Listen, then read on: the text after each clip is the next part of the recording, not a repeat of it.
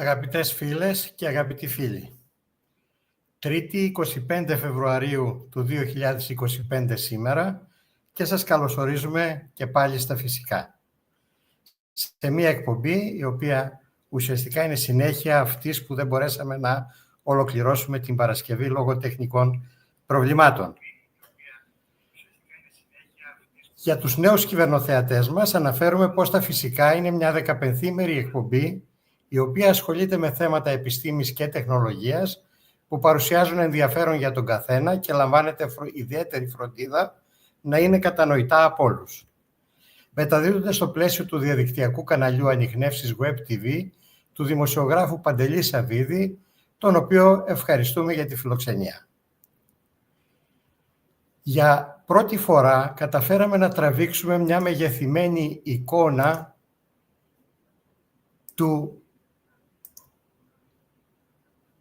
ενός ετοιμοθάνατου αστέρα σε έναν γαλαξία εκτός του δικού μας γαλαξία.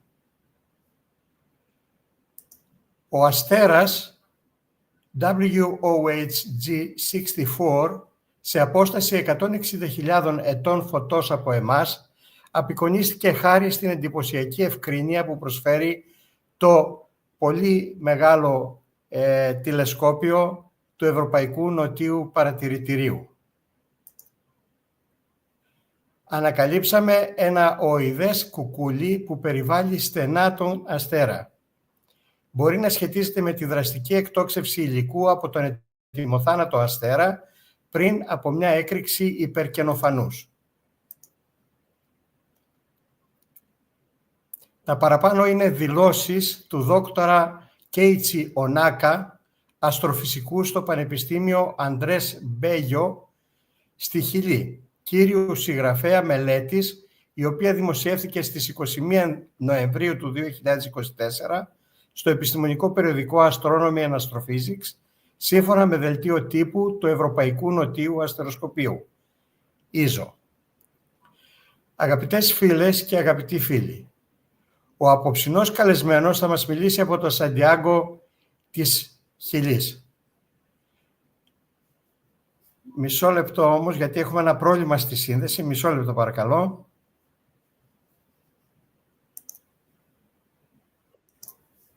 Αγαπητές φίλες και αγαπητοί φίλοι, ο απόψινός καλεσμένος θα μας μιλήσει από το Σαντιάγκο της Χιλής. Καλωσορίζω λοιπόν τον καθηγητή Keiichi Ohnaka, επικεφαλής της ομάδας που πέτυχε να αποτυπώσει για πρώτη φορά σε μεγέθυνση άστρο που βρίσκεται έξω από το δικό μας γαλαξία. Keiichi-san, welcome to φυσικά. Καλησπέρα. Καλησπέρα. Ο Keiichi, να πούμε μερικά πράγματα. Το παρακαλώ. Ο Keiichi Ohnaka ξεκίνησε τις σπουδές του στην αστρονομία στο Πανεπιστήμιο του Τόκιο στην Ιαπωνία, πρώτα στο προπτυχιακό πρόγραμμα, στη συνέχεια στα μεταπτυχιακά και διδακτορικά προγράμματα. Αφού πήρε διδακτορικό στην αστρονομία το 1997, εργάστηκε ως μεταδιδακτορικός υπότροφος στο Τεχνικό Πανεπιστήμιο του Βερολίνου στη Γερμανία και στο Πανεπιστήμιο του Τόκιο από το 1997 έως το 2000. Από προπτυχιακός φοιτητής εργάστηκε πάνω σε αστέρια που πεθαίνουν.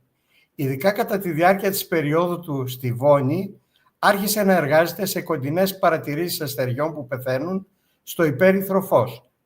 Στη Χιλή άρχισε να ασχολείται παράλληλα στη ραδιοαστρονομία, χρησιμοποιώντας το άλμα, προκειμένου να τραβήξει ευκρινείς εικόνες αστεριών που πεθαίνουν.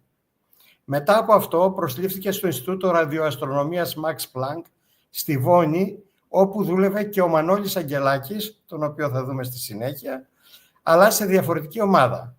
Εργάστηκε εκεί για λίγο περισσότερο από 14 χρόνια, αρχικά ως μεταδιδακτορικός υπότροφος και μετά ως τακτικός αστρονόμος προσωπικού. Καθώς η έρευνά του αφορούσε πάντα τα αστέρια που πεθαίνουν, ήταν σε αυτό το Ινστιτούτο Max Planck στη Βόνη που άρχισε να εργάζεται με στόχο να αποκτήσει καθαρή άποψη για αυτά. Το 2014 μετακόμισε στη Χιλή. Επί του παρόντος είναι αναπληρωτής καθηγητής στο Ινστιτούτο Αστροφυσικής στο Universidad Andrés Bello στο Σαντιάγο και συνεχίζει να επιδιώκει τη λήψη μεγεθυμένων εικόνων των αστεριών που πεθαίνουν προκειμένου να αντιληφθεί τι συμβαίνει πριν από τον αστρικό του θάνατο. Στην απόψινή συζήτηση θα με συνδράμει με τις εξειδικευμένες γνώσεις του ο αγαπημένος φίλος και συνεργάτης Μανώλης Αγγελάκης, διδάκτορ εξωγαλαξιακής φυσικής, ο οποίος βρίσκεται στη Βόνη. Αγαπητέ Μανώλη, χαίρομαι που είσαι και πάλι εδώ και θα κάνουμε την εκπομπή μαζί. Μανώλη, μ' ακούς? Η χαρά είναι δικιά μου, Σπύρο. Καλησπέρα. Ο δόκτωρ Μανώλης Αγγελάκης γεννήθηκε και μεγάλωσε στην Ιεράπετρα. Σπούδασε φυσική στο Αριστοτέλειο Πανεπιστήμιο, ενώ για την διπλωματική του έρευνα εργάστηκε στο Jodrell Bank Observatory του Ηνωμένου Βασιλείου. Μετά τις σπουδές του εργάστηκε στο Northwestern University, στο Evanston του Illinois, τον ΗΠΑ, ως προδιδακτορικός ερευνητής. Αργότερα ξεκίνησε τη διδακτορική του διατριβή στο Ινστιτούτο Max Planck for Radio Astronomy στη Βόνη και στο Πανεπιστήμιο της Βόνης. Εργάστηκε στο Max Planck αρχικά ως μεταδιδακτορικός ερευνητής και μετέπειτα ως βασικός ερευνητής. Για το διάστημα 2009 έως 2015 υπήρξε ο επιστημονικός συντονιστής του International Max Planck Research School for Astronomy and Astrophysics.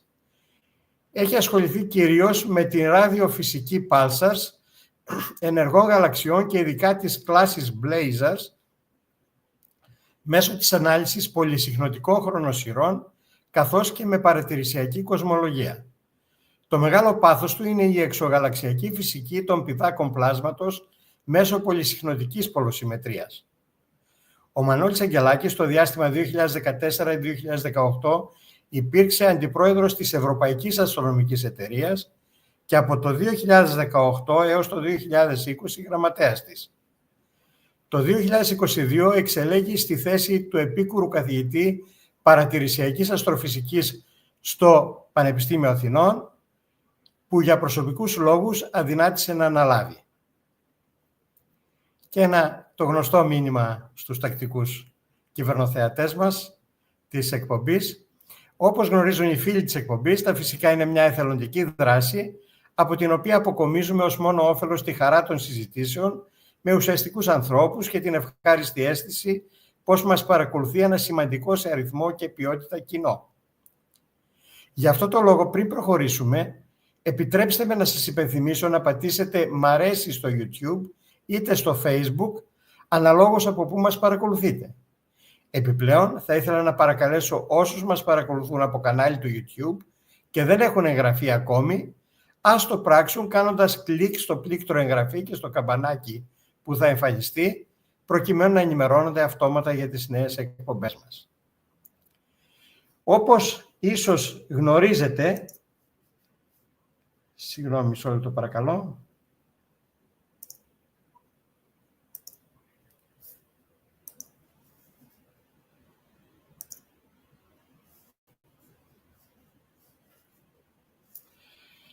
Πολλοί και πολλές από εσάς, η σημερινή μετάδοση γίνεται στη θέση της εκπομπής μας της περασμένης Παρασκευής 21 Φεβρουαρίου, η οποία για πρώτη φορά στα 5 χρόνια που είμαστε στον αέρα, διακόπηκε νωρίς λόγω σοβαρού τεχνικού προβλήματος στον ήχο.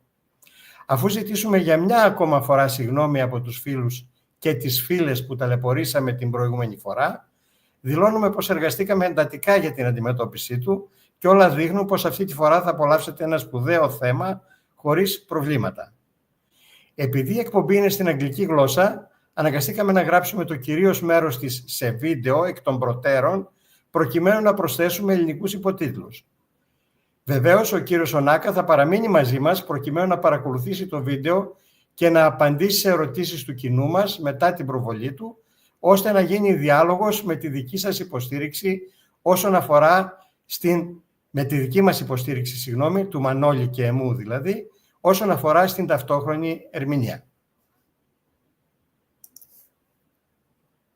So, on the 21st of November, so end of the year that just turned, there was a press release from the European Southern Observatory that attracted the attention of all of us. And I'm reading from that publication of the ESO. For the first time, we've succeeded in taking a zoomed-in image of a dying star in a galaxy outside our own Milky Way, which is already catching a surprise. And then later I'm reading that we discovered an egg-shaped cocoon closely surrounding the star. And finally, we are excited because this may be related to the drastic rejection of material from a dying star before supernova explosion. So Keiichi, first of all, I also wish to wholeheartedly welcome you to this show after not having you for so many years. And I think that tonight there is a lot to unpack. Already the first paragraph of the press release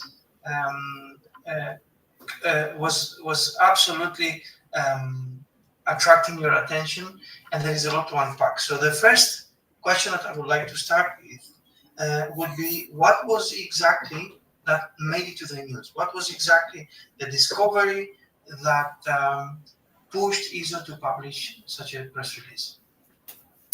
Well, first of all, as the title said, it was the first zoomed in or close-up image of an individual star outside our galaxy, out of Milky Way.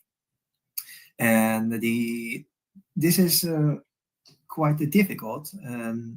First of all, technically difficult, because the star is actually quite big, much larger than the sun.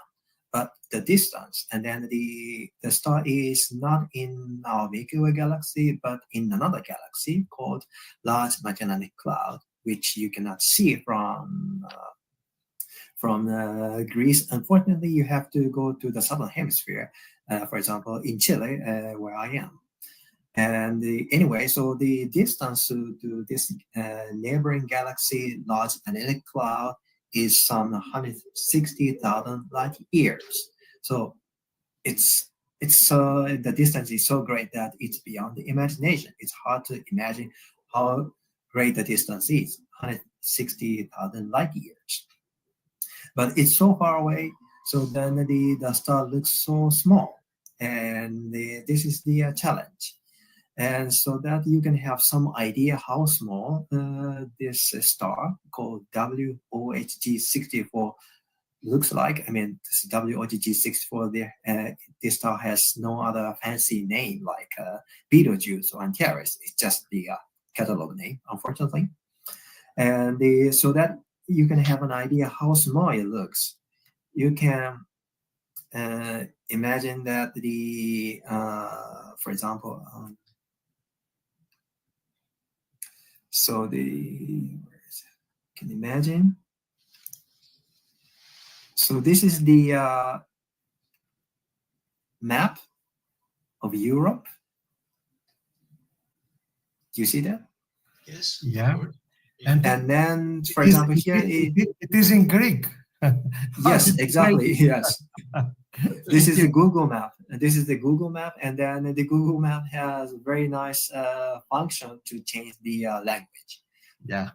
So this is the map of Europe, and Thessaloniki, where you are sitting, is here.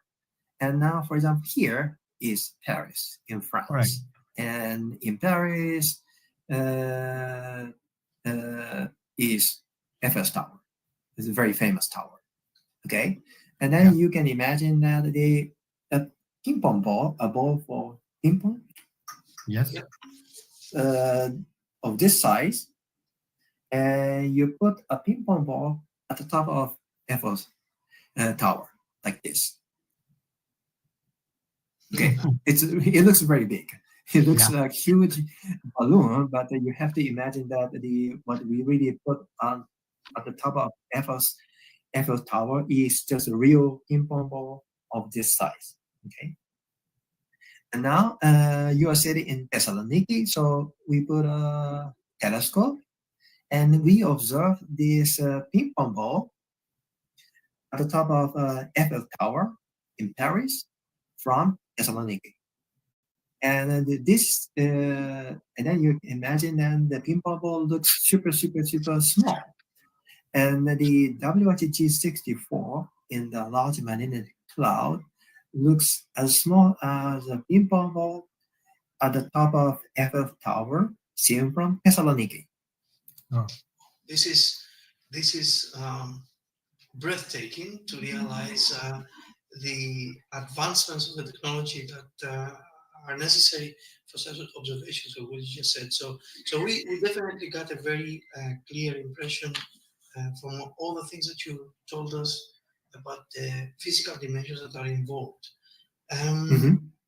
One of the very first things, because I know to much extent the work that you have been doing when we were together in Bonn, and also the group that hosted you from Professor Weigel here in Bonn. I have actually, one of the first things I thought when I read the press release was whether this has been an accidental discovery from your side, or whether this was actually something that you were after. And if this was something that you were after, how would it have been chosen, etc., etc. So share some thoughts and share some insights with us on this. Yes, so actually the WOH G64, although the name is very, although it has no fancy name, its proper name, but it's a very extreme object in a sense that it is ejecting its material at such a tremendous rate. And it is a dying heavyweight star. And therefore, it is one of the brightest stars in the Large Magnetic Cloud if we observe in the infrared light. And I will show the... Is it correct to say that if you bring this star in the place of our sun, then it will occupy a part of our solar system up to Saturn? Yes. I will show this. I will show this. All right, so to have an idea how big the star is, okay, I said the star looks as small as a ping pong ball on the top of the Eiffel Tower, seen from Thessaloniki. But so it only looks small. The real size of the star, WOH G64, is huge. So this is a very schematic,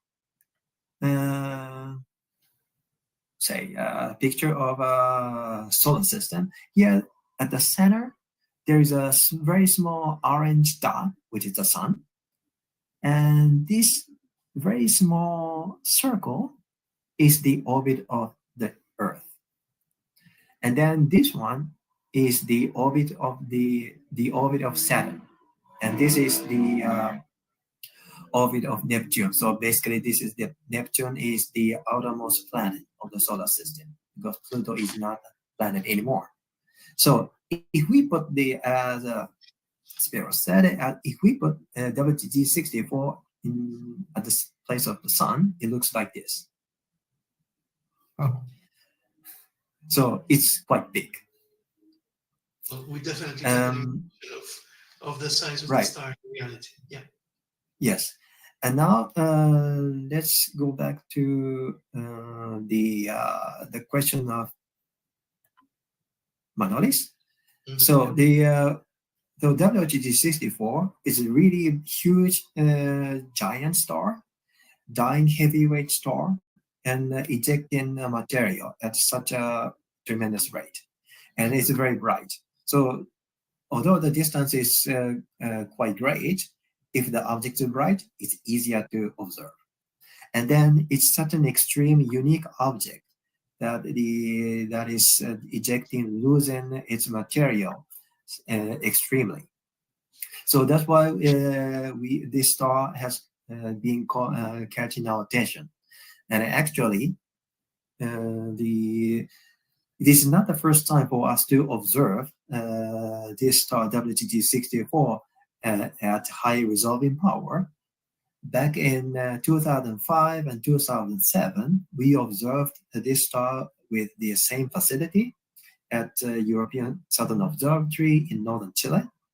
And at that time, we already measured the size of the star. But at that time, we didn't have an image, but only the measurement of the size. I mean, how big the star looks, right? And then because we didn't have an image, we used the data, and then we made a computer model.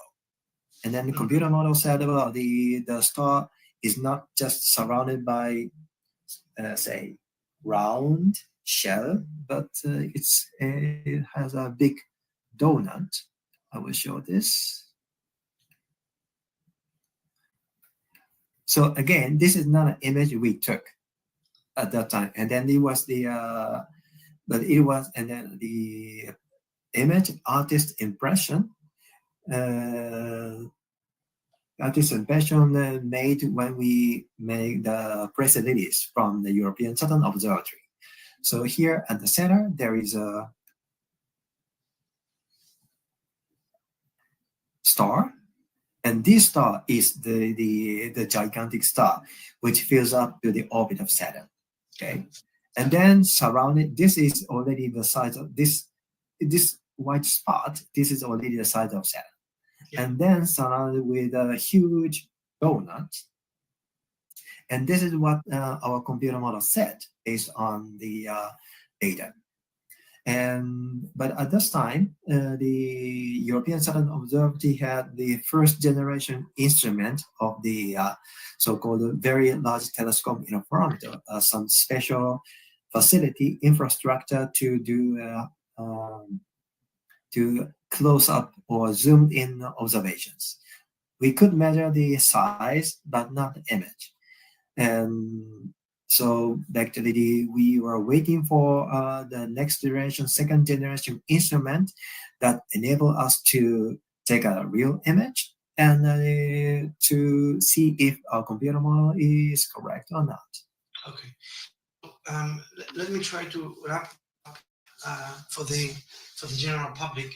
So in 2005-2007, already using techniques, interferometric techniques like you use today, you could get a constraint of the size. That means you could get a sense of how big the star is. And then understanding a little bit the physics and understanding a little bit the dynamics of the environment, the picture that you just showed us is what it should look like for these constraints of size and for these physical processes in the close vicinity of the sun. I suspect that during our discussion tonight, later we're gonna at some point say that, well, this was the artistic impression according to the measurements that the poor, if I can say, measurements that we had in 2005, which have been confirmed with a much higher resolution, and the image that you got at the end of 2004 that was published recently, confirming this artist's impression, if you like. Good. So the answer to my question is obviously that was not an accidental observation. It was not something that, for example, it became bright, it attracted the attention, etc. It was something that has been targeted, has been followed for the several past decades or so, or a couple of decades. And this observation is a result of a persistent, systematic attempt to learn something about this really, truly exotic environment, such as a giant star out of different galaxies. So I, from my professional standpoint, I suspect a number of reasons why such systems are interesting, and I'm sure that there are even many more. So my question is, do we have such close images of stars in our own galaxy or in other, not in other galaxies, this is the first time, in our own galaxy at least? Yes, I would say the astronomers have taken close-up images of the surface of stars other than the sun, like 20 or a little more than 20 stars. Thanks to the advance of the technique to get high resolving power or zoomed-in images. And maybe I should show an example. Yes. For example, this one. So this is a very nice astrophotography, Milky Way, and this is one of the VLTI telescopes here. And then this is the constellation Scorpion. This is the head, and this is the tail of the scorpion. And this bright star is received the very gigantic star called Antares. You can see that this star, you can see it from Greece if the night is dark enough. And then it was 2017, we published the image of the surface of Antares with the best resolving power, or the best close-up image, which looked like this. And so this is the surface of this gigantic star, Antares, and you can see some bright spots or bright regions. And this fluffy thing is the atmosphere of this star. And this is one of the image. And then the images like this, maybe a little say the little lower resolving power or less close-up images, but then we have about 20 or a little more than 20 images of stars other than the sun. Okay, good. Do you want to spare a few words the technique and the specific arrangement of the observing apparatus that you use for these observations, Keiichi? Because I know, but I think it's interesting for everyone how challenging, how difficult, how precise this implementation is, how expensive because of all these reasons. So do you want to share a few about what is actually the specific apparatus that you use for the telescope, the facility that was, and what is the novel technique that is utilizing such high and high resolution images, so that would be the equivalent of seeing a ball on the top of the Eiffel Tower from the summit? Yeah. Okay. So to have such a high zoom in power, we need a very big telescope, because the bigger the telescope is, or basically the telescope is a mirror. Bigger the telescope is, the better or the higher the sharpness, or the sharper is the image, or the higher the resolving power, or the zooming power. Okay, so now, for example, to take an image of this star WOH G64 in another galaxy, or the ping pong ball at the top of Eiffel Tower, seen from Thessaloniki, we'll need a telescope larger than 100 meters. It means we will need a mirror larger than 100 meters, its diameter. And to make such a gigantic telescope with a 100-meter mirror or more than that will be very, well, first of all, it doesn't exist.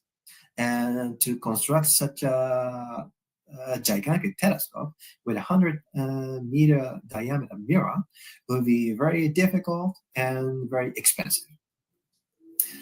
So instead of constructing such a gigantic mirror, we combined 4 telescopes. And then each telescope is not so big, just 1.8 meter in diameter. But if we combine the light collected from 4 telescopes and process it in a proper way, in a special way called interferometry, then we can get resolving power or zooming power equivalent to the separation of the telescopes. So I will show the facility I used. That would be very helpful. Many of Spirosis show observers are observers, and they will very follow what you're saying. So this is the aerial view of the Paranal Observatory of the European Southern Observatory, which is in the northern Chile. It's about a little more than 1,000 kilometers from the capital, Santiago. Now you can see some telescope for 8-meter telescopes, and this is another telescope. Now, another aerial view is like this. So they have here 4 8-meter telescope. You can not see the mirror, but you can see the domes. And then there are 4 small telescopes here, here, here, and here. And then we combine the light collected by those 4 telescopes and process in a special way. Then, in that case, for example, we can have a virtual patched-up telescope of this size. Each telescope is small, just 1.8 meters, but if we combine them, if they work them together in a special way, then you can imagine that we have a telescope as big as this. Are they movable? Yes, The little I will ones. show. Yes, I will show you. And then in this case, for example, the separation from here to here is like a little more than 100 meters. In this way, we can have a virtual patched-up 100-meter telescope, and this is exactly what we need to have the zooming power to get an image of WOH G64. And these 4 big telescopes fixed, of course, but these 4 small telescopes can be relocated, okay, like this. Huh. So what they do is they jerk up a telescope, and then there are, maybe you can see that here, there are rails, like train. And then along the ray, for example, this telescope is jerked up, and then along the ray, it's moved to a different location, as you can see here.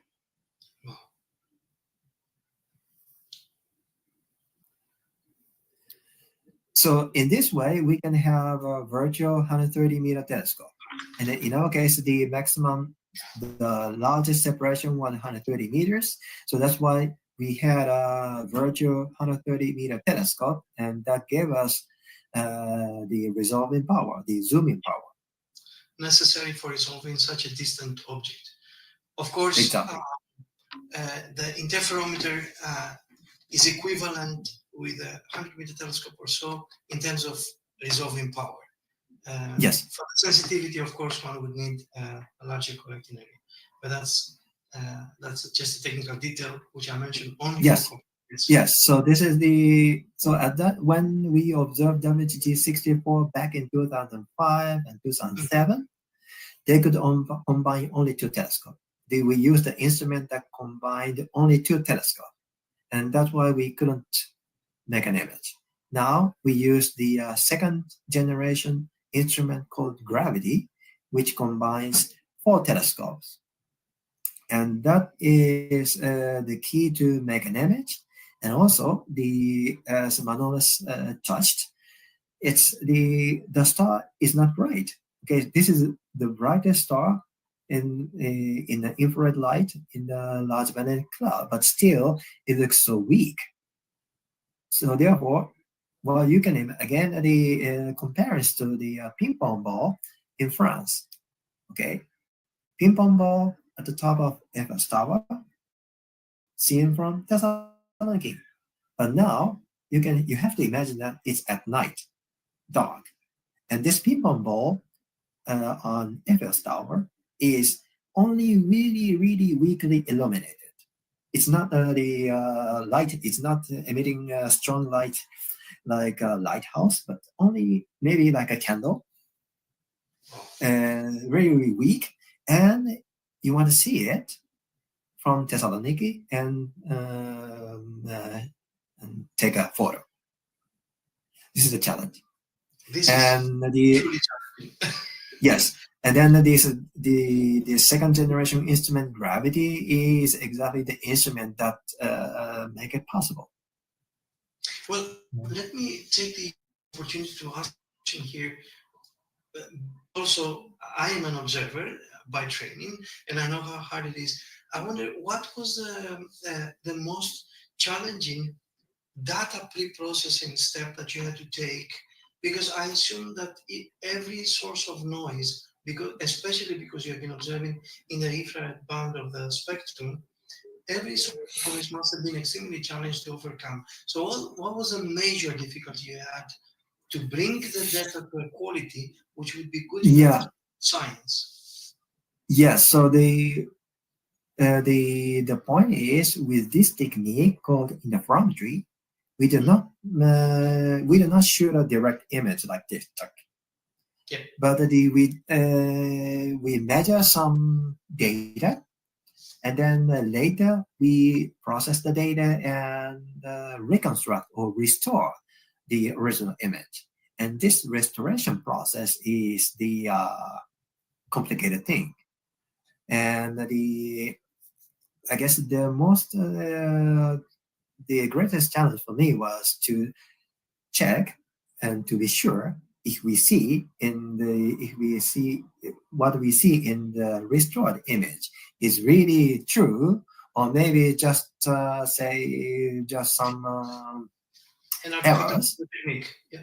Yeah, artifacts, not real things, simply coming from or resulting from some problem in the data processing or in the restoration process. And so in the end, I will show this image that we obtained. Yes, and we will need that to focus a little bit on this anyhow. Yes. Oh, so maybe I will start this, and this is because maybe the audience in Greece might not have seen the large magnetic cloud. Well, you have to, even in Chile, you have to go to places with dark sky. In Santiago, where I cannot see it. So this is the large magnetic cloud. It looks like, with the naked eye, it looks like a very diffuse cloud. So that's why it's called large magnetic cloud. And this is the small magnetic cloud. And this is the large magnetic cloud, but see in infrared light. And this is our star, WOH G64. Mm-hmm. And this is the image from the press release. And in the end, what we see is this thing, like an egg, and this ring, a larger ring. And in the end, we are sure that this egg is real. So it's not the surrounding rings, the donut-like shape, is an artifact of the technique? We cannot exclude that possibility, but we probably real.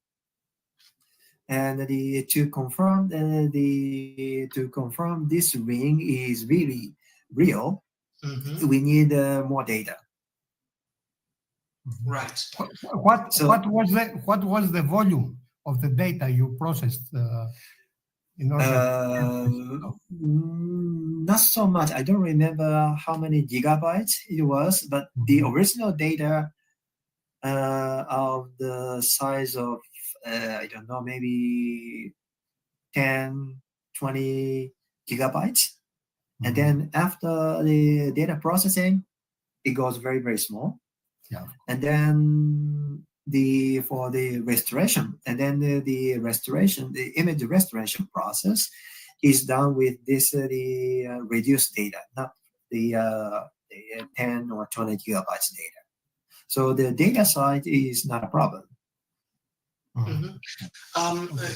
Keiichi, how many observing hours did you need for this, and over what period of how many days was it spread? 2 nights. 2 nights only. 2 nights, but 2 full nights, because I will show this again. This the observatory, and on one night we had a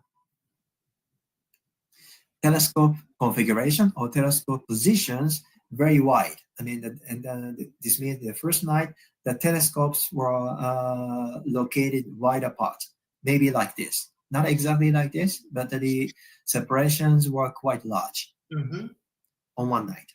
And then several nights later, maybe or 1 week later, we observed the same star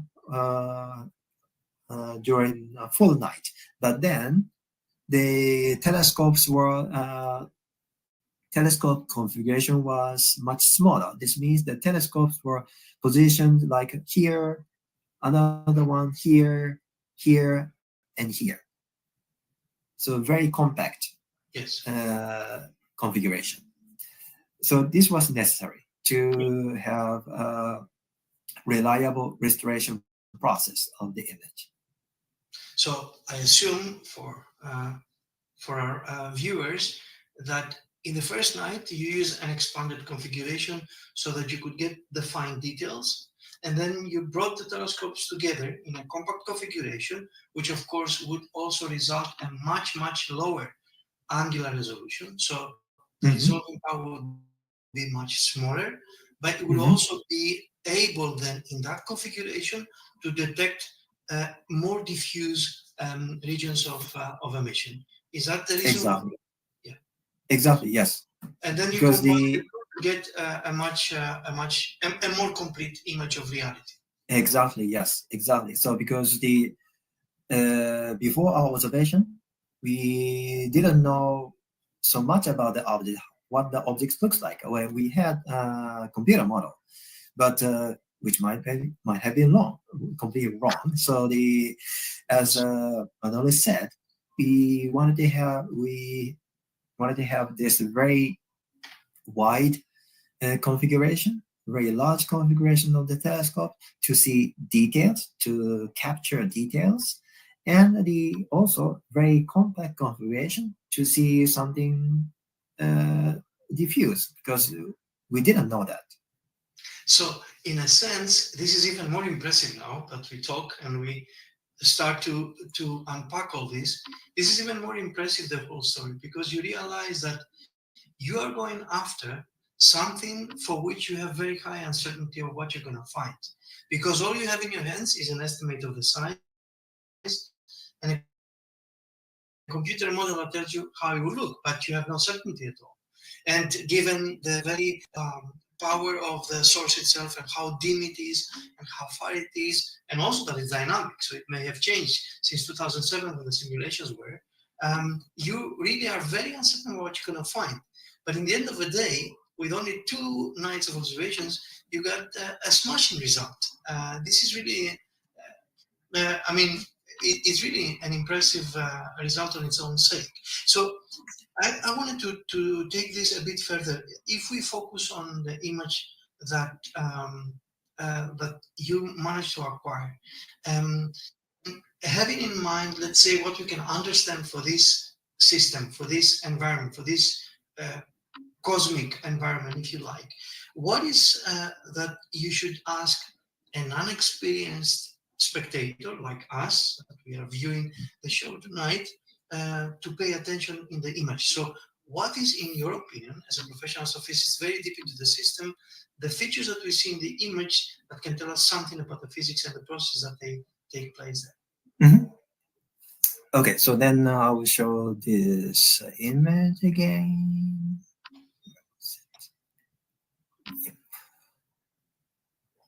So the egg, this egg-shaped cocoon, and I think this is material ejected from the star, because the star itself, although it fills up to the orbit of Saturn, it's very small in this image. So it is hidden in the cocoon at the center here, but we don't see it. And what we see I want the audience to understand that this cocoon, this egg-shaped cocoon, is not the star. It's not it's not a star like a rugby ball, but it's just a material ejected from the star. And what's important is it doesn't look like a donut. Okay, maybe this ring can be the rim of the donut hole. So I will show maybe I will explain better with the camera. So did you pause? This is donut. Yes. And we thought the center star is here, and then we are seeing like this star and like this, okay? And then this is our computer model set based on our previous measurement data. And this was depicted in the artist's impression in ESO press release from 2008. Okay, and what I want to say is this part of donut, okay, this part of donut, and then we have the star here. We have a star, and then the star, of course, emits the light.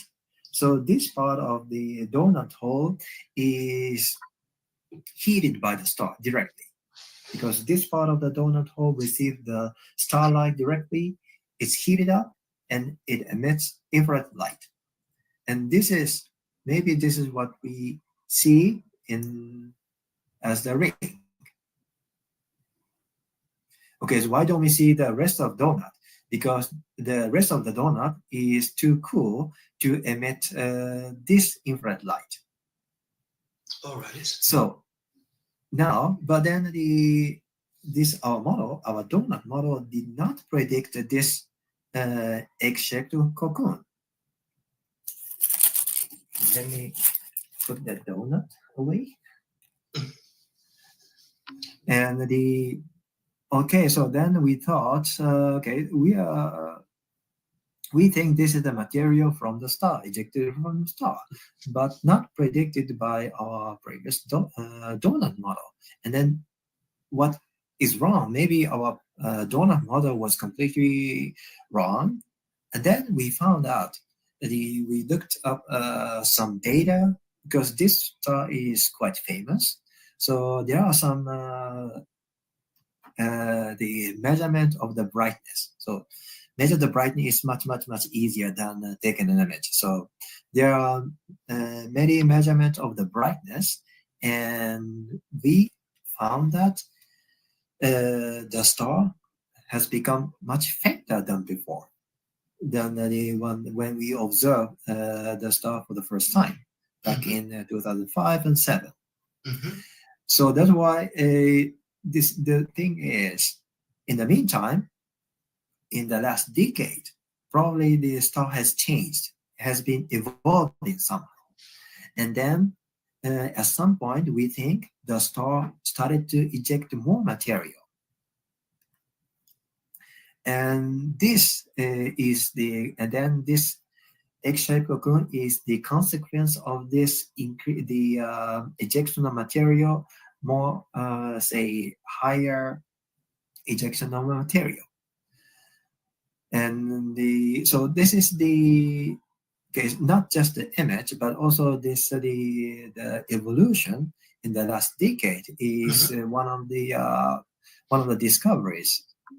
So in fact, from what you're saying, and that's also very clearly communicated in the press release and in the publication that you made, is that the system is dynamic. So this is another thing that later we're gonna also emphasize a bit more, is that not only is that a dying star, not only is that a direct image of a dying star in another galaxy, but it's one of the very few cosmic phenomena and systems that not even in a lifetime's period we can observe its evolution even shorter than that. So within a decade we see the thing changing, which shows already how dynamic it is. Just to cast a misunderstanding, Keiichi, the image that we are seeing is not real core. It's a fake core, obviously, right? That's right. Yes. So this is we observe infrared light, and just to understand, I don't know if I guess many people have heard of infrared light, but what is good for? And to make this point, I prepared a slide. Here, this one. Okay, so this is the guy with his hands in a black plastic bag, and this is normal photo, normal image. With it, this means a photo taken in light that we see. It's called visible light. Now we should we shoot the same object, this man and this man, in infrared light. It looks like this. We can see his hands in the plastic bag. Now we cannot see his eyes, but just glasses, dark, like sunglasses. But obviously, it doesn't have sunglasses on, just normal glasses. So the thing is, it's thermography. Maybe some people have heard of thermography. This means with thermography, we can measure the infrared light emitted from warm things. Therefore, for example, here, his face is warm, so it looks very bright in infrared light. But here, why glasses look dark? Because the glasses blocks the heat from his eyes. That's why it looks dark. And then in the infrared light, you can see through this black plastic bag and see the hands, because his hands are warm and emit infrared light. So the point is, if we observe, for example, stars or galaxies in infrared light, we can see and we can investigate different things. Or we can, for example, see through some material blocking the usual visible light. And the infrared light we cannot see with our eyes. Therefore, the image we took is in the infrared light. So basically, we cannot put any color. But then why this color? Because it looks warm. It can be blue or it can be violet, as you like. Yeah. Or it can be rainbow. It's a matter of taste. It's always so impressive to see in reality how different perception of the universe one gets just observing at a different wavelength. And now we're talking about infrared, which is not that different from the usual wavelengths that our eyes are using. So it's are detecting. So it's really impressive to see how different the impression you can have is. One thing that you implied, you didn't specifically say that, but I would like some clarification into that. Is it, did I understand correctly that you have an impression or an estimate of the inclination of the whole structure towards the observer? And if that is the case, how has that been achieved? Or was that a misunderstanding from my side? At the moment, no. Because if we... Okay, so let's go back I to asked this that image. to show the donut, yeah. And you implied that it's a little bit inclined towards us. Yeah. But I guess one answer would be that you judge that from the geometry that you see. Yes. So if we think if this ring is really real, not artifact or error from the restoration process, then we can. Okay, I will make a donut thing. We can see, of course, we are not seeing the donuts like this, probably like this from you. And then you can see then the donuts. Basically, donut is circular like a ring, but then it looks like a bit compressed. Yes. And with this, you can estimate the angle. But I guess we should do that once we are sure that this ring is real. And now, yes. I want to ask you why egg-shaped and not spherical? Yes, it's a good question, and this is exactly what I wanted to say. And now this egg is not round because the star itself should be more or less round, but it's like this, egg-shaped, and we think it is because of unseen companion star inside the cocoon. So what we think is two scenarios. This is also related to the angle, the viewing angle. that Manolis mentioned. So in one of the hypotheses, I need a donut.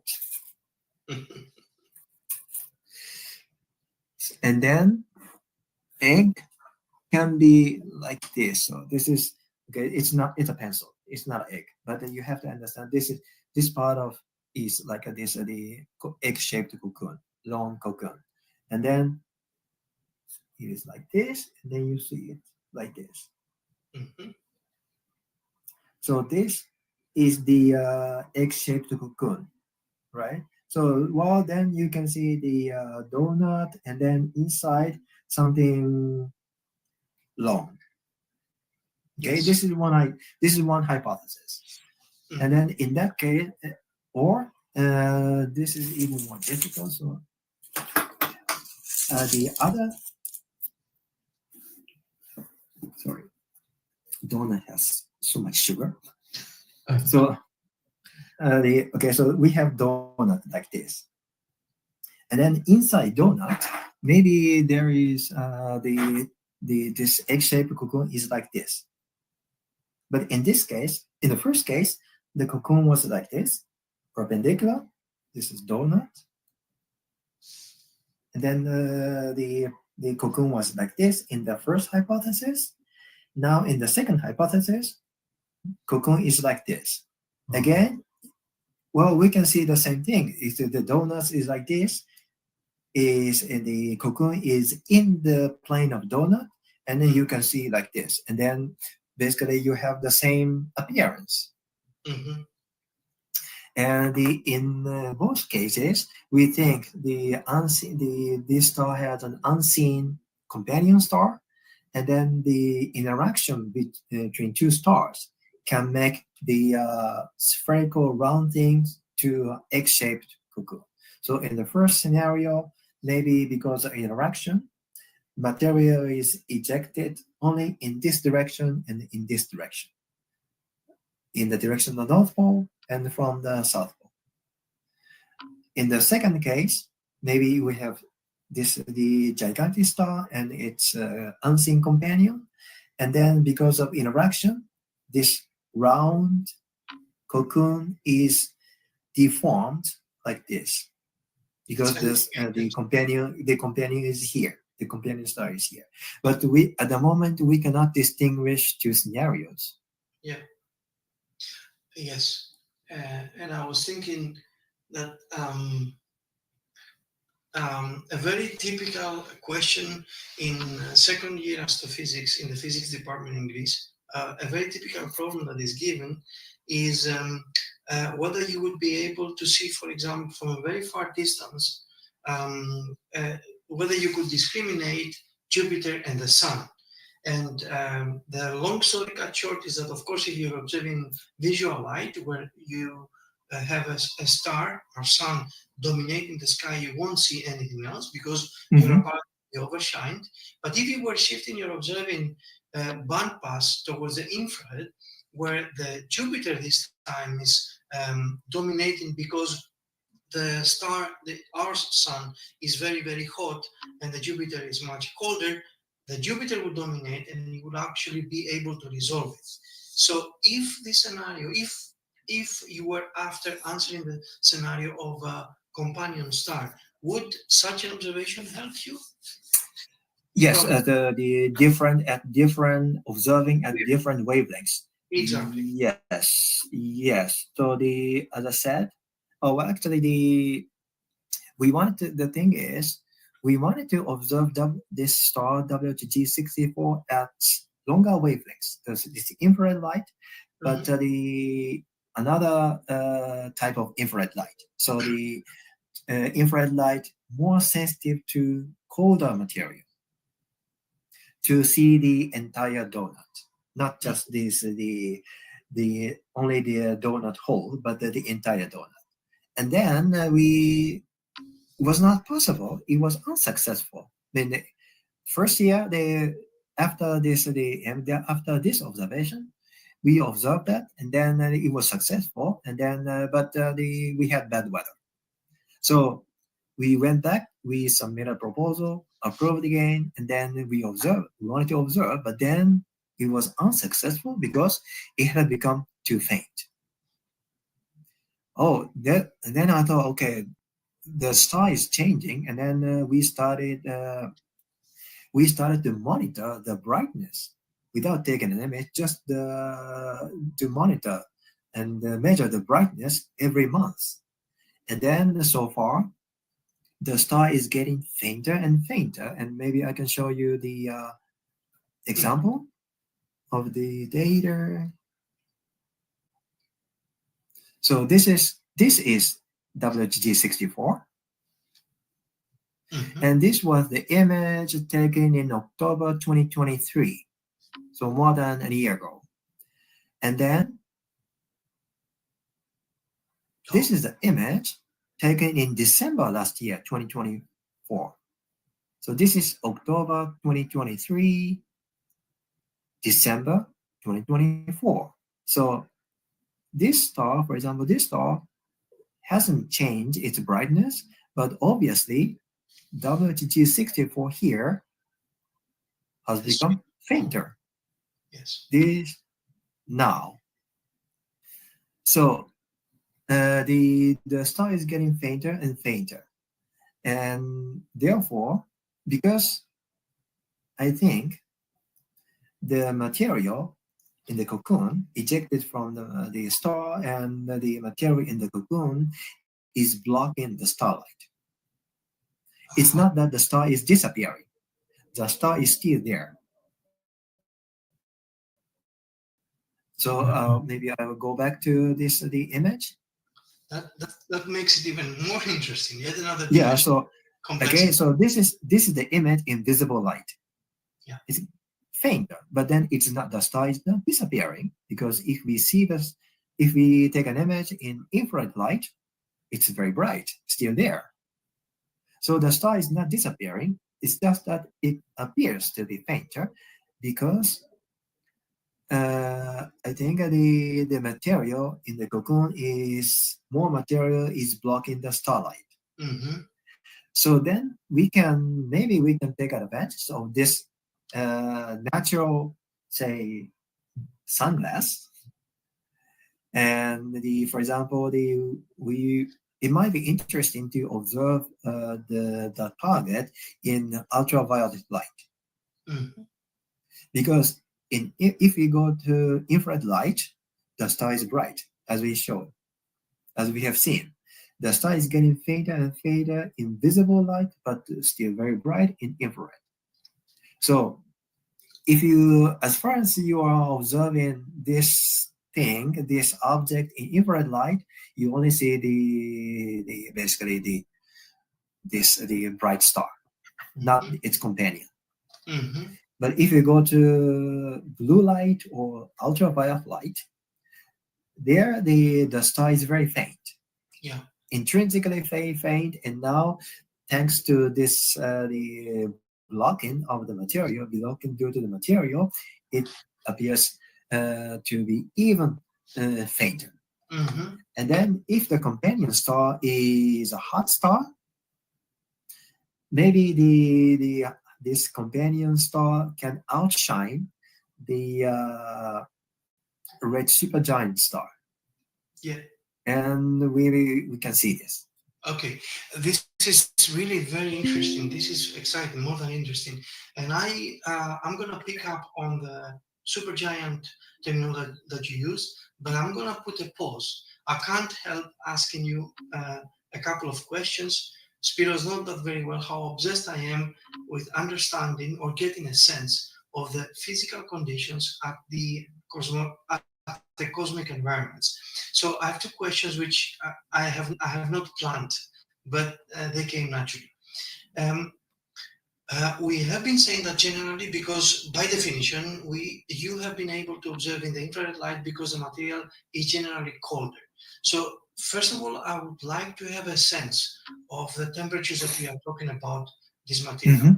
We say colder, but in astrophysics, cold can have a very different meaning. Okay, so first of all, the temperature of the star, the surface temperature of the star. This is the star, the gigantic star that fills up to the orbital Saturn. This is about 3,000 to a bit around 3,000 degrees. And I know this is really hot for us, for humans, but in astronomy they are called cool stars. Yeah. So 3,000 compared to 6,000 degrees. Exactly. So surface of our sun. Yeah, exactly. So sun, and then there are say hotter stars than the sun. Yes. So this star with the surface temperature of 3,000 degrees, it is a cool star. Okay. Now, so that's the cocoon is the material in the cocoon is a little far away from the star. So therefore, I guess their temperature is like 1,000 degrees. Much lower. Lower, but still hot.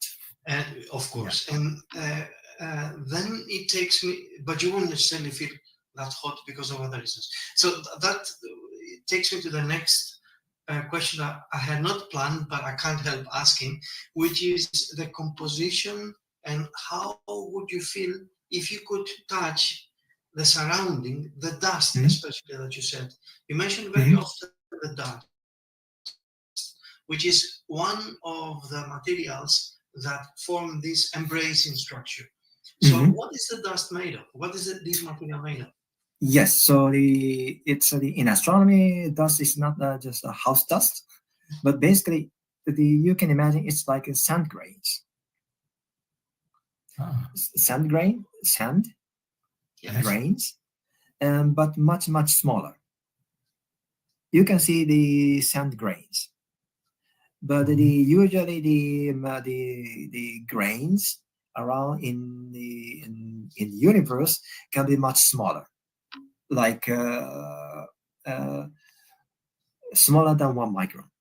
1 micron is 10,000 is 1,000 times smaller than 1 millimeter. So very fine sand grains, or in other stars, not WOH G64, in other stars, it can be soot, like a black smoke. It is very black carbon grains. And this kind of material, or it can be like crystals. But again, crystals are different minerals, but then again, they are much smaller than, for example, than a crystal that we usually see on the Earth. So, as a matter of fact, the terminology dust is not that far from what we intuitively understand when we hear the word dust.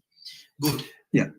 So now let me change completely the quality of the questions and move on to something that will help us a little bit understand the physics of this exotic system itself. You mentioned repeatedly the terminology supergiant. So, this is one of the different possible final stages of evolution of a star, which depends on whatever parameters they have. So tell us a little bit, Keiichi, if you like, a little bit about the supergiant, what is the characteristic, and then I will read something from the press release, which has a lot. Please.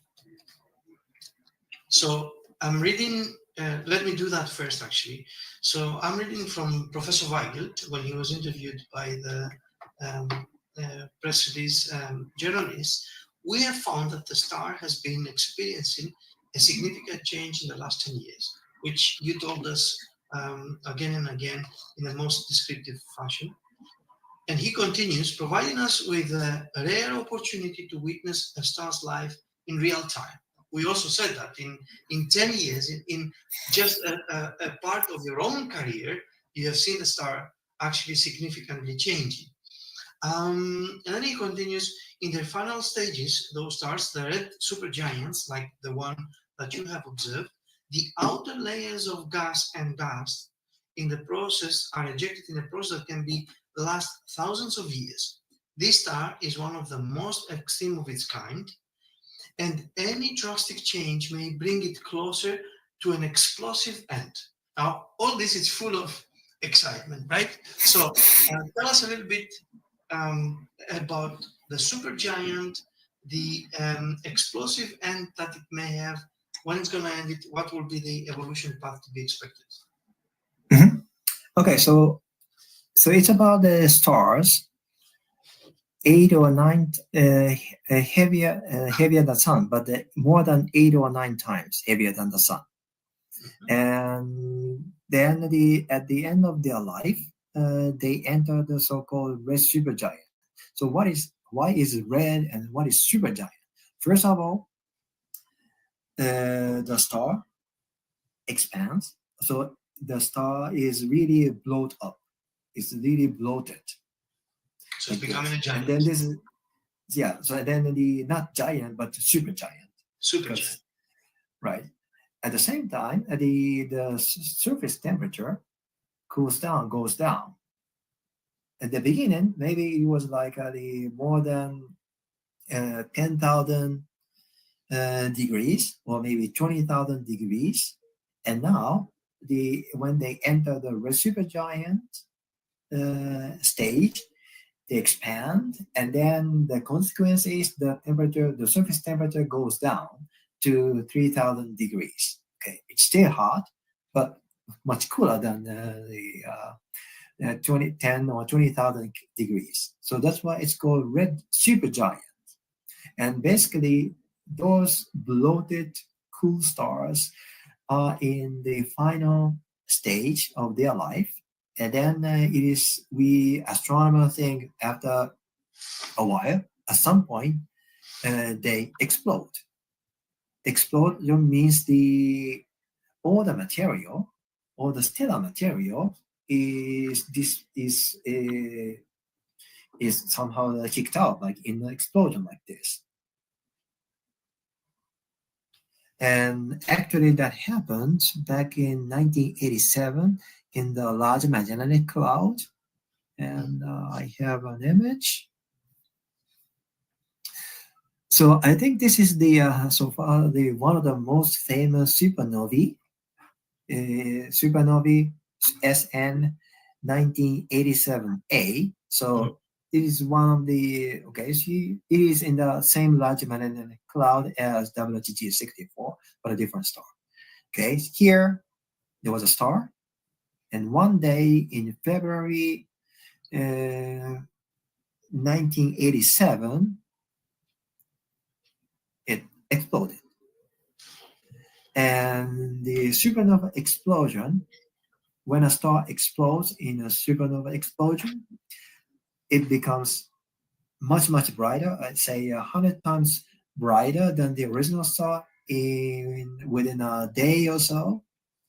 And it can outshine, it can be the single supernova can be as bright as, or maybe brighter than, the entire galaxy. And then over a year or so, it becomes fainter and fainter and fainter. So this is the supernova, and this is the end. This is the end of a star. Mm-hmm. So the death of the star. Okay. Mm-hmm. What are the processes on the surface of those dying stars that can last thousands of years? Yeah. So this is in the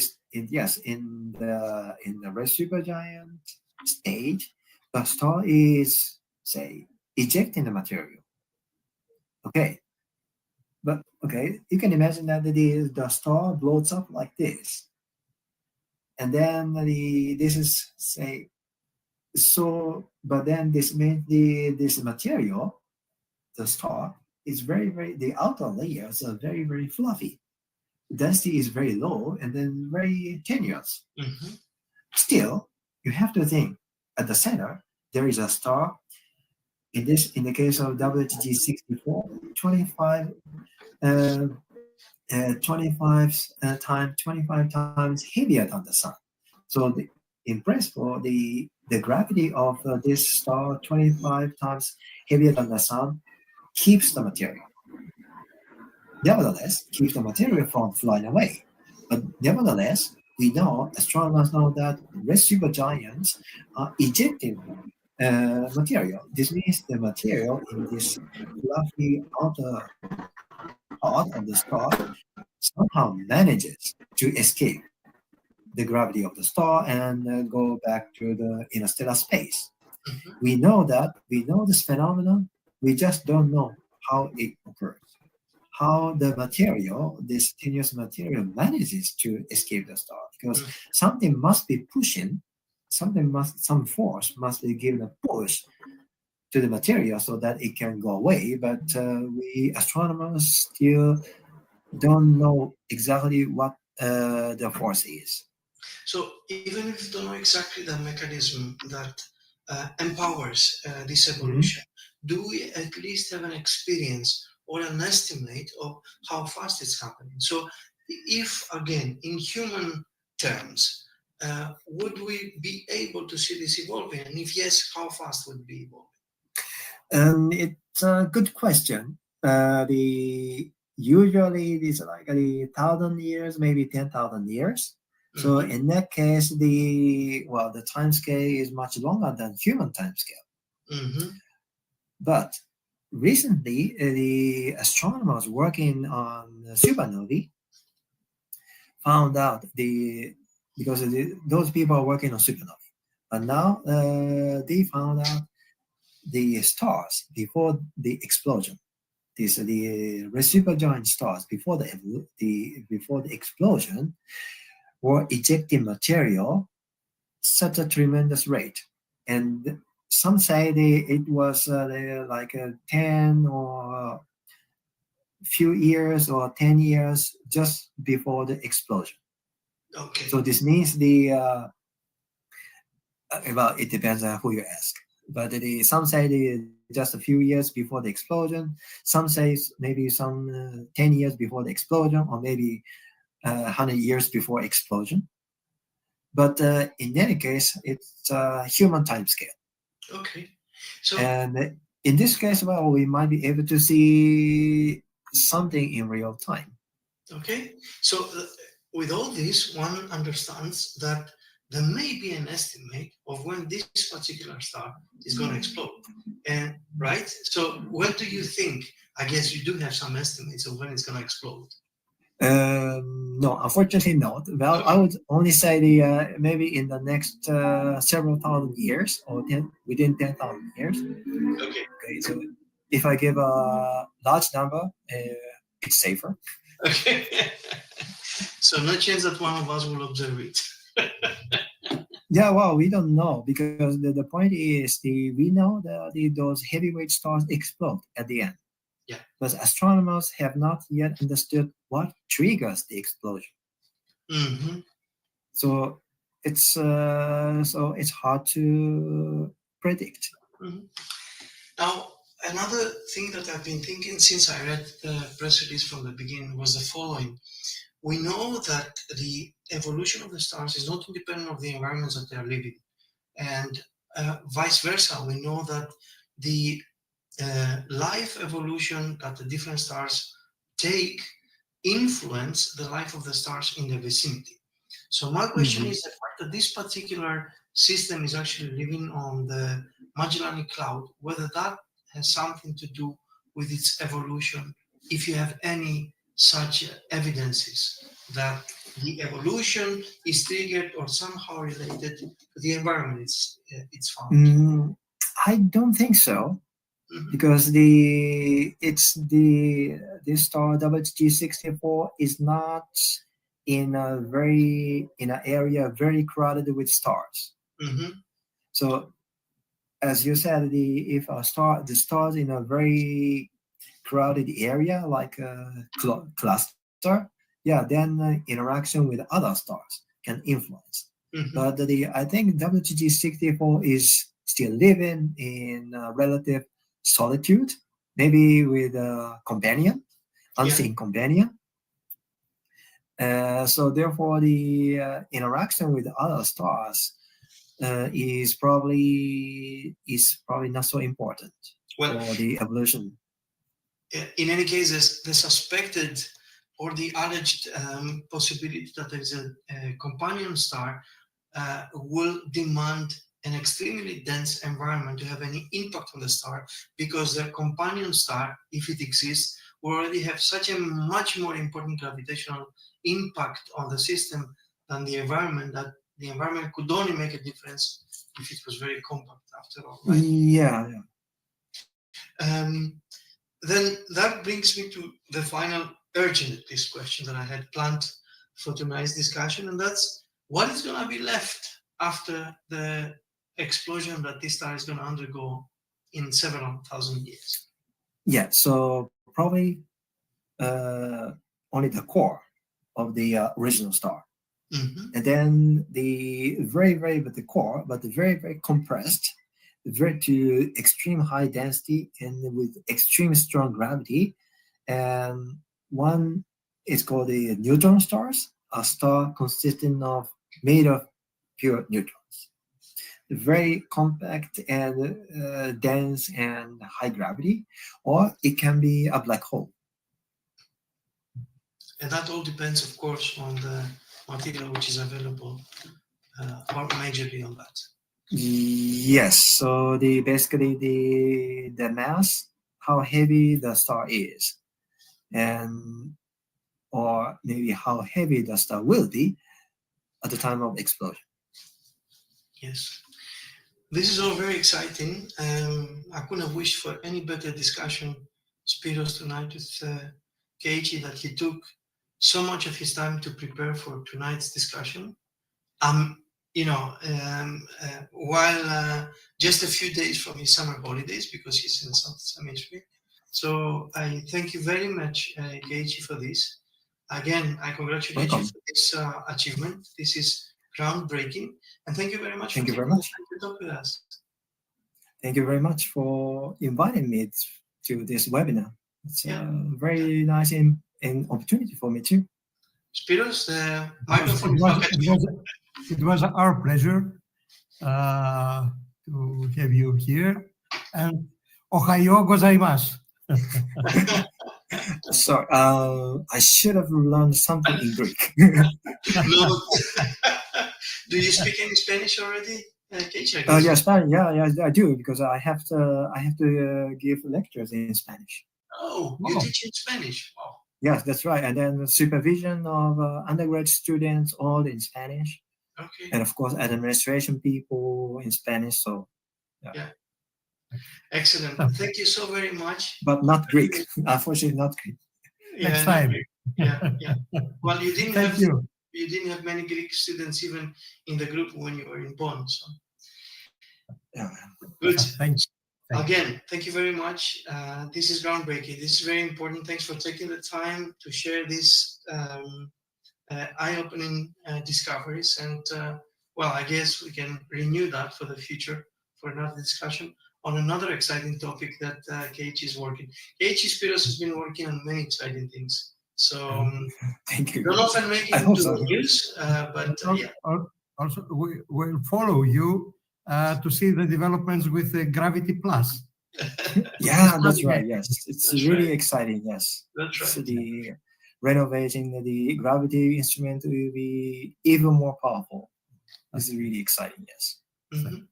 Thank you again. Thank you.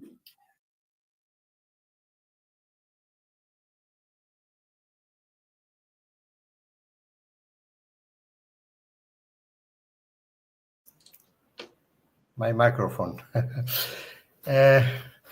Αγαπητοί φίλοι και αγαπητές φίλες, αυτό ήταν το βίντεο που είχαμε γράψει με τον Keiichi Ohnaka, έναν άνθρωπο ο οποίος έχει κάνει πολύ σπουδαία δουλειά με την ομάδα του βέβαια και έχοντας στη διάθεσή του όλο αυτό το υπερτηλεσκόπιο, το VLTI, στην έρημο Ατακάμα της Χιλής, του Ευρωπαϊκού Νοτίου Παρατηρητηρίου. Δυστυχώς Ο Κέιιτσι δεν μπορεί να συνδεθεί απόψε, γιατί ο Μέρφυ συνεχίζει να μας χτυπάει. Έχουν διακοπή ρεύματος στην περιοχή τους, πολύ ωραία διακοπή, με αποτέλεσμα να έχουν εξαντληθεί και οι μπαταρίες τους, με αποτέλεσμα όλα τα κινητά να μπαίνουν στο ίντερνετ με data, και δυστυχώς ενώ προσπαθεί και συνδέεται και κάποιες φορές μιλήσαμε μαζί, δεν θα έχουμε τη χαρά να τον έχουμε μαζί μας κατά το κλείσιμο της εκπομπής. Υπάρχουν μερικές ερωτήσεις, τις οποίες... Ναι, Μανώλη. Συγγνώμη για τη διακοπή. Κατάφερα να μιλήσω με τον Keiichi, τον έχω στο τηλέφωνο, οπότε αν θέλεις μπορούμε να δοκιμάσουμε μια-δυο ερωτήσεις. Μια-δυο ερωτήσεις. Ωραία. So Keiichi, we're going to take a couple of questions just for the sake of it, and the rest I suggest that we answer them offline in a written form. So. Ωραία. Θα τις βάζω εδώ και θα τις μεταφράζω απευθείας στα αγγλικά, Μανώλη.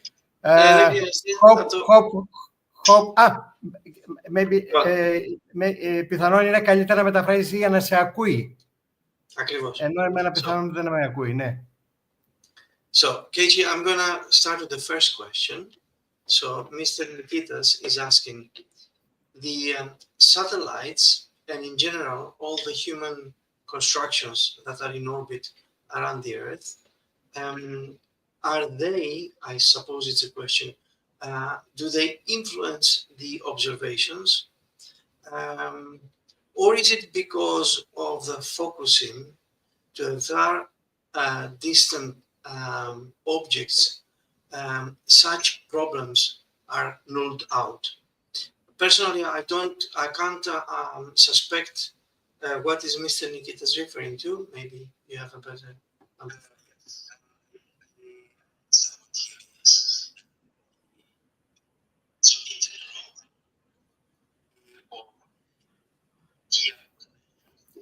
Ίσως, Μανώλη, να μας το μεταφέρεις εσύ στα ελληνικά απευθείας. Ναι, Σπύρο, ναι.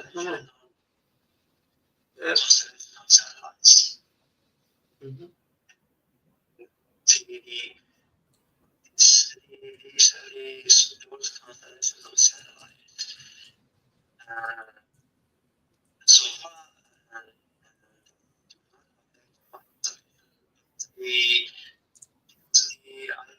observing very small field of view, very small. Yeah. However, in general, for example, if astronomers want to the galaxies or some field of the sky, those huge constellations of satellites are big problems. It's really serious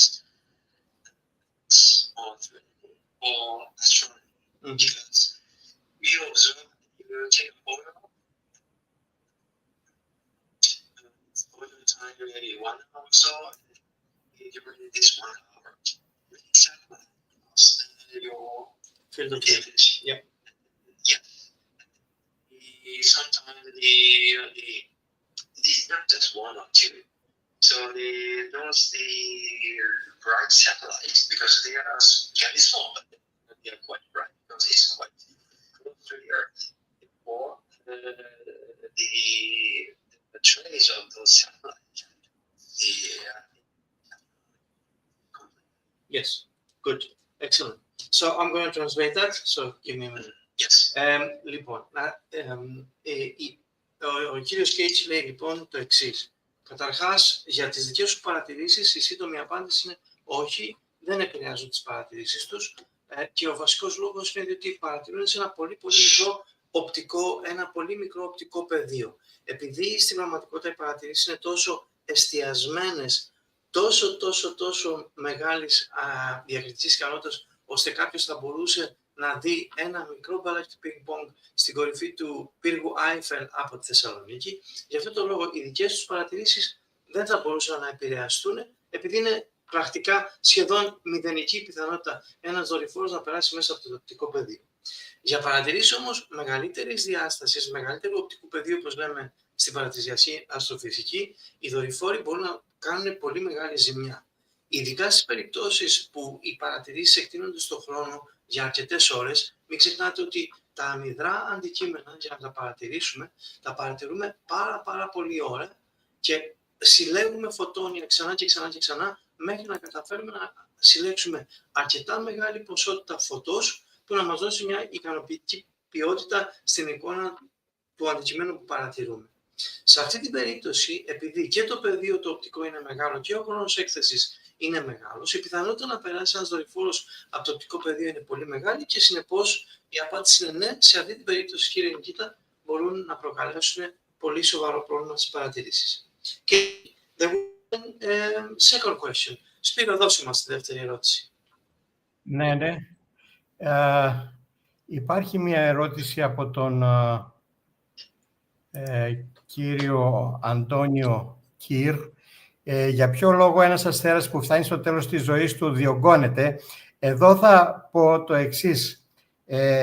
Πριν από την εκπομπή, την προηγούμενη Παρασκευή, πριν από την εκπομπή που κάναμε με τον Κέιιτσι, κάναμε επίτηδες μία εκπομπή στα φυσικά με τον δόκτωρα Αντώνιο Αντωνίου, με τίτλο «Γένεση, δομή και εξέλιξη των άστρων», όπου εξηγήσαμε πάρα πολύ έτσι, με λεπτομέρειες, ο κύριος Αντωνίου εξήγησε αυτόν τον μηχανισμό, γιατί συμβαίνει αυτό. Ας μην φάμε λοιπόν πλέον χρόνο.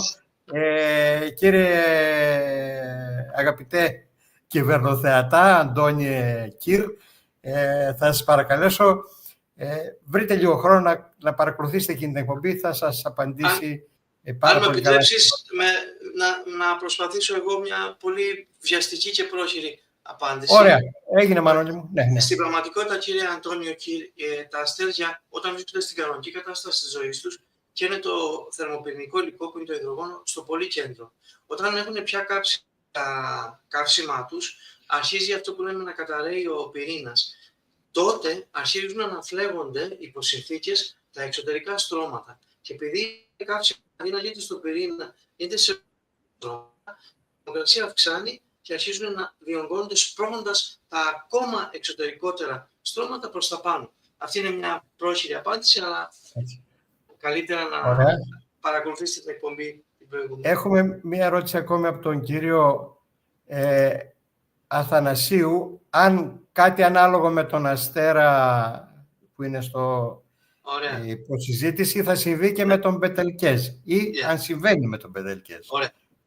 That's a good question. So, Mr. Athanasiou is asking whether the fate of WOH-64 is going to be the same as Betelgeuse, for example, is already happening. So, will it end up its life in the same way, or what similarities or differences?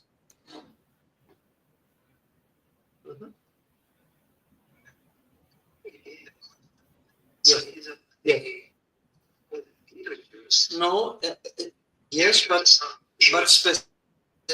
the evolution, the final stages of its life. Will Betelgeuse for Sarim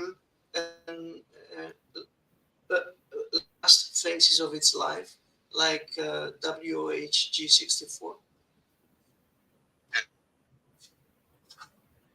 Sorry, can you repeat, because the sound quality is so poor.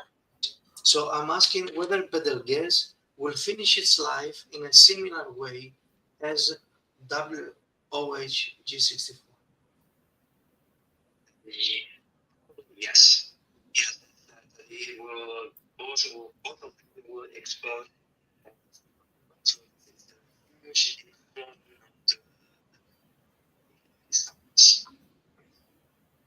Okay. The detailed of the supernova and G64 will be good. Είναι πιθανόν, καταρχήν και οι δύο αστέρες θα τελειώσουν τη ζωή τους με ένα supernova, υπερκαινοφανή, όπως λέμε στην αστροφυσική. Οι ειδικές παράμετροι και τα ειδικά χαρακτηριστικά θα είναι διαφορετικά, διότι η εξέλιξη των αστέρων, το ξέρουμε, εξαρτάται από τις εκάστοτε συνθήκες και παραμέτρους που χαρακτηρίζουν το κάθε αστέρι.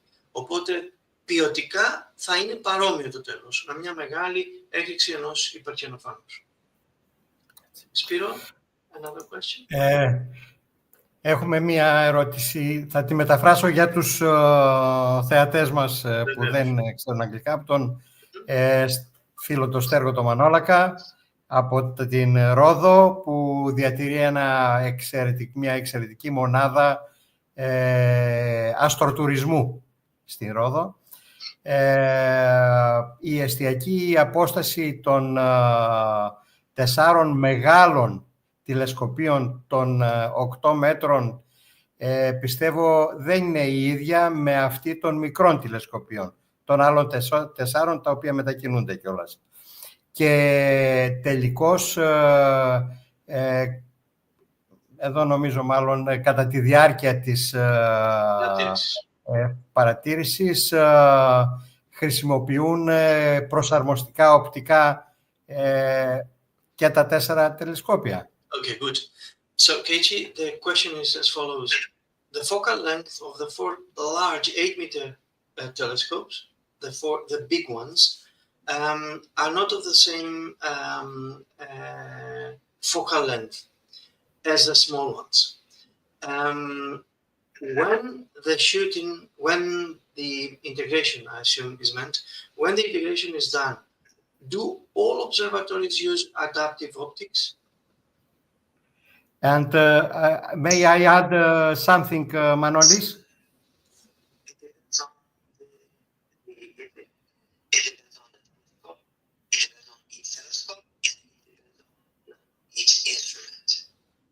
Good. So, όχι απαραίτητα. Δεν είναι απαραίτητο ότι χρησιμοποιούν όλα adaptive optics. Εξαρτάται από το κάθε τηλεσκόπιο και εξαρτάται και από τις παραμέτρους της παρατήρησης κάθε φορά. Σπύρο, συγγνώμη, για πες μου, σε διέκοψα. Θα ήθελα να ρωτήσω εάν χρησιμοποιήθηκαν και τα μεγάλα τηλεσκόπια, γιατί μου δόθηκε η εντύπωση ότι δούλεψαν σαν συμβολόμετρο τα 4 μικρά. Πολύ σωστά. Just a clarification, Keiichi. Have you also used, that's actually unclear also to me, I must be honest. Did you also use for your observations the 8-meter telescopes? I think not. Correct? Not this time.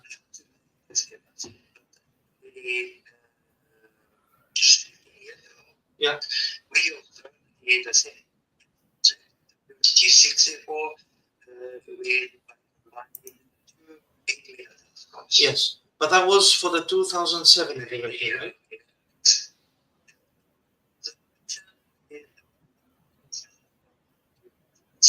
Yeah. We published the paper in 2008 and we Yes, yes. So, Σπύρο, όχι. Σε αυτές τις παρατηρήσεις πράγματι η εντύπωση ήταν σωστή που είχαμε. Δεν χρησιμοποιήθηκαν τα 8 μέτρα. Μόνο τα 1,8. 1,8 μέτρα. Τα 8 μέτρα όμως τηλεσκόπια χρησιμοποιήθηκαν στις παρατηρήσεις του 2005 και του 2007, που τότε, εγώ μάλιστα το θυμάμαι, λες είναι τώρα, διότι αυτή τη δουλειά την έκανε ένας διδακτορικός φοιτητής του, τον οποίο τον ήξερα πολύ καλά, γιατί διαχειριζόμουν τις σπουδές του ως coordinator στο σχολείο. Το 2005 και 2007 κάναν τις παρατηρήσεις με 2 εκ των 8 μέτρων τηλεσκόπια. Το δημοσιεύσανε το 2008, το paper τους ήταν τότε πάλι ένα press release που έκανε το ISO πάλι για το ίδιο αντικείμενο. Αυτές οι μετρήσεις τους δώσανε την εκτίμηση του μεγέθους και ήταν τα δεδομένα που δώσανε για το μοντέλο, το υπολογιστικό, που προέβλεψε την ύπαρξη ενός donut, ενός τόρους, όπως μας περιέγραψε. Ωραία. Λοιπόν, να δώσω μία ακόμη ερώτηση. Good. Good.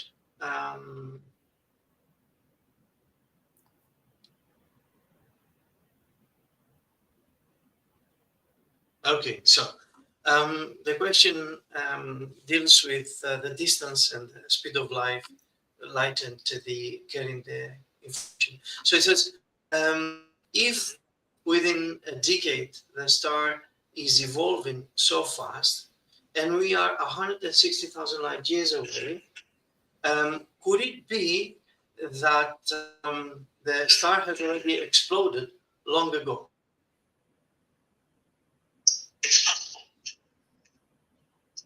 That's it. Next. This is not how much the universe, but Yeah. Because it was invented as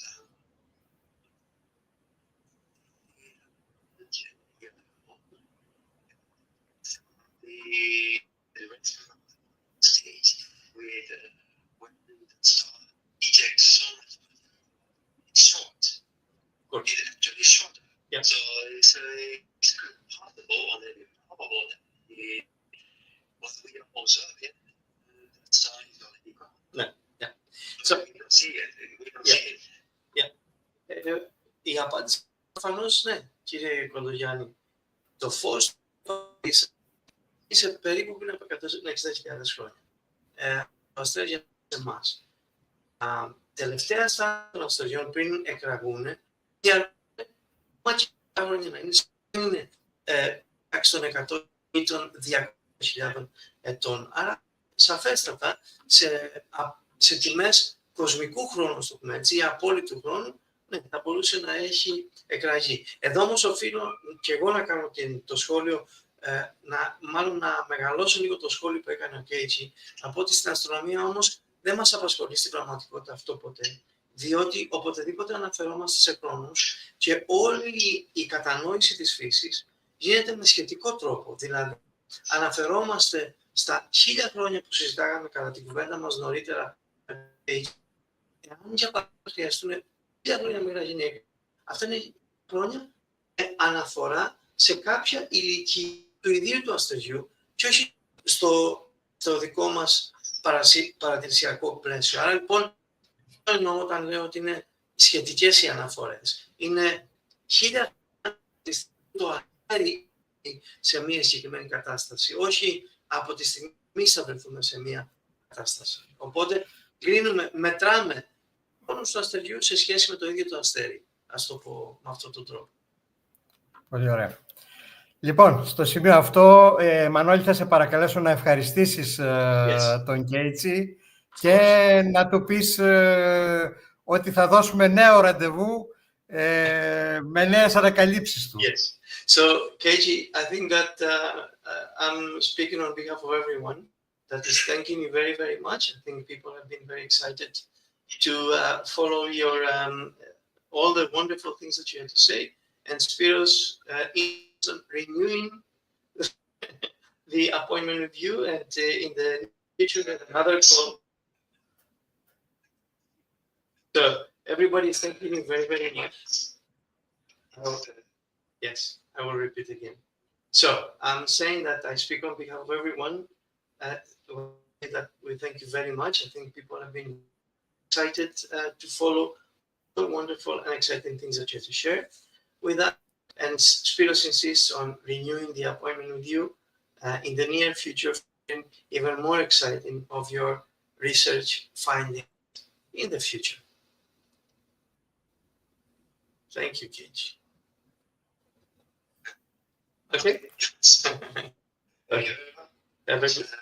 Just tell you all, thank you for your attention. Yes. Thank you, Keiichi. Αυτό σας ευχαριστώ πάρα πολύ όλους.